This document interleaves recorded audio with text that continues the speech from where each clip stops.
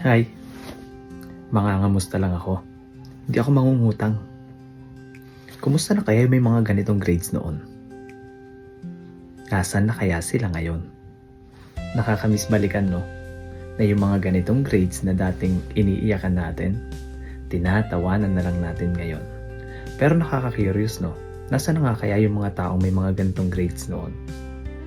I remember nung teacher pa ako, may mga estudyante akong nabigyan ng grades na line of 7, line of 8, line of 9. May mataas, may mababa. But you know what I realize? That grades are just numbers. Hindi naman pala ito yung totoong basehan talaga. Dahil paglabas mo ng paaralan, nandun yung totoong laban. Hindi grades ang basehan, kundi kung gaano ka kadiskarte sa buhay. Hindi ko sinasabing huwag kang mag-aral at pagbutihin ang pag-aaral mo. Ang pinupunto ko lang, may mga estudyanteng hanggang dun lang talaga yung capacity.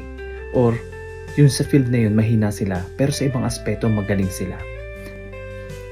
Na-witness ko yan nung teacher pa ako na may mga estudyanteng mahina pagdating sa theoretical pero kapag pinagawa mo sa actual, dun sila magaling. Just to clarify ha, I have nothing against dun sa may mga matataas na grades na estudyante before.